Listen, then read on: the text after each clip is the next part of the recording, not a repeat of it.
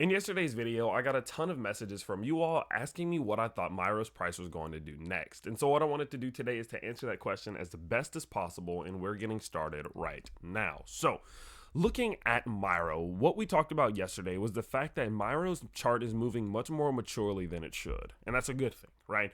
We were saying the fact that it was creating macro structures, breaking through those macro structures, respecting those macro structures, interacting with its Fibonacci levels, interacting with its 786 level, using these 786 levels and Fibonacci levels to create technical structures that just make sense. Inverse head and shoulders, breaking out, back testing, going back up to macro structure, getting rejected off of it, establishing support on top of prior points of resistance, going for this RS flip, using that RS flip to break back into that structure, running into the top side, now pulling back. I mean, it's insane how much it's respecting its technical analysis. It's insane how much it's using these key levels as resistance, as support, as consolidation zones. It's unlike any meme coin I've seen at this size. I'm not gonna lie, it's weird. It's weird how well it's doing in terms of pure fundamental technical analysis, right? Usually when you hit a billion, 2 billion, 3 billion market cap, that's when you start to interact with things of this nature. Myro don't care. Myro's is actually moving as it's supposed to. I think that goes to show there's a lot of whales in it. That's my honest opinion, but at the end of the day, that's just a guess. Now, let's talk about what happens now. Of course, if it's been reacting well recently, I think it's going to continue to react well. In my opinion, I believe that Myro is probably in a level in which we could see some type of more macro slowdown, cool down, or just kind of consolidation for a little bit. And I think that's a good thing. Okay, let me make that clear. I think that's a good thing.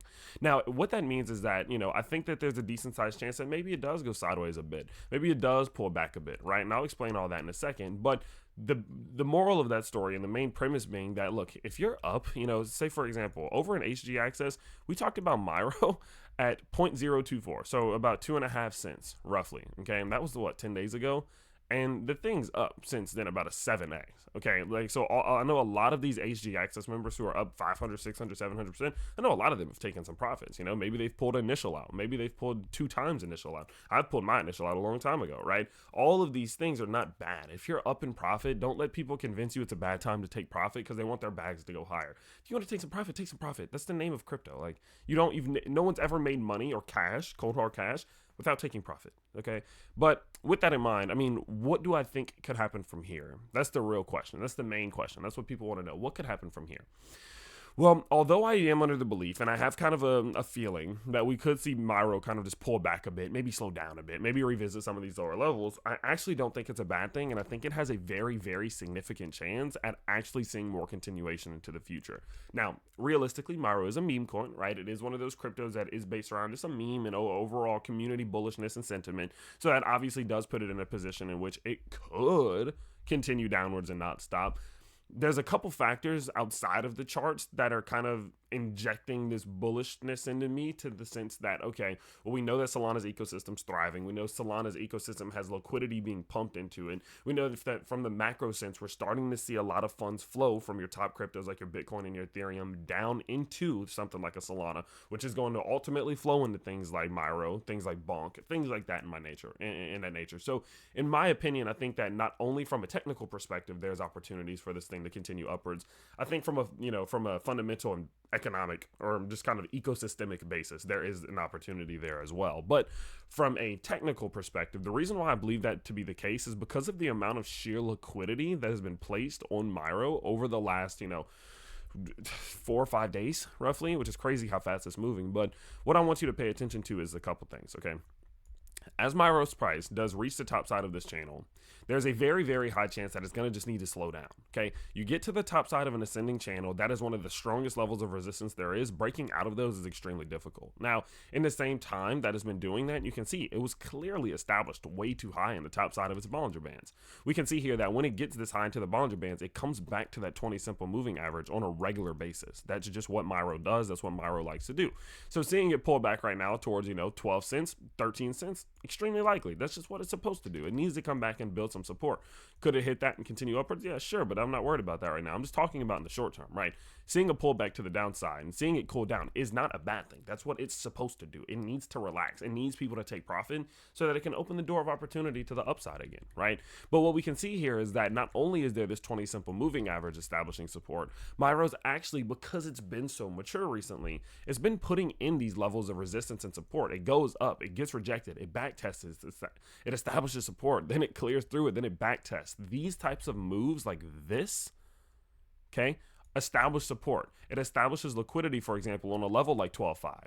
12.5 cents. And so because there's a level of liquidity there, there's this little level of liquidity right here around 10.8. There's a more of a level of liquidity sitting right about there, as you can see, right around 8.8, of course, with resistance, resistance, resistance. All of these moments in which we're interacting so heavily, in which we break above it, back test it, break above it, back test it, go up, back test it, boom, create moments of resistance and support like this, it establishes liquidity. And so if you just look at MYRO from a macro sense, you can see tons of levels in which aren't necessarily guaranteed to bounce the price to the upside, but have an opportunity to, right? And that's what the point I'm trying to get to here, is that there's all of this liquidity that could provide support, could provide support, could provide support, could provide support. So even if it does go on a huge macro pullback and it does really slow down, the chances are still here that it could easily come back and use these levels to establish more macro low, establish that macro higher low, and then look for a continuation over the long term. And so when you combine that with the fact that what we're seeing from a fundamental ecosystemic perspective,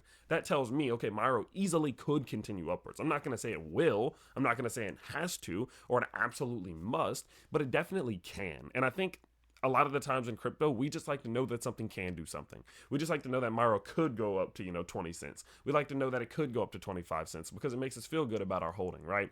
And so in my opinion, again, although it's not a guarantee and although it's not something that, is a 100% safe bet, I think because of the technical just liquidity that we're seeing here, all of these moments, go to the hourlies, one sec. What you can see, let's get this hourly pulled up, boom. What you can see, look at this. You can see it, like you can see it much clearer on the hourlies, obviously, but boom, look at this resistance and support. You see this? This is what I mean. Had we not established this liquidity here, right here, when we went bang, bang, bang, bang, bang, right there, and built up all this resistance, we wouldn't have had the support level. So when MYRO initially pulled back, it wouldn't have bounced right here. It would have continued lower to the next support level, and then it would have come back to the top side. But because we had it here, we found some support. We saw those buyers step in, and then boom, push the price back up, right? So whenever you're constantly establishing resistance and support all the way up, that means all the way down, you're going to have buying pressure that could slow down some type of pullback. And I think that's the reason why we've not seen it just crash. A lot of microcaps would have just crashed by now. They would have just pulled back, but MYRO got that dog in it. You know what I mean? And so with that said, I just wanted to make today's video and just let people know, like, look, even though I do believe it's a take profit level now, I think it's a decent time to take some profits, especially if you're up with HG Access members up what, 700, 800%, something like that. Although I do believe that to be the case, I think that over the long term, MYRO actually has a chance, a long-term continuation. I think it can push. It wouldn't shock me if it got to 20, 25 cents one day. That wouldn't be something I would actually count out, especially if Solana does well. So I wanted to kind of explain that from a more technical perspective.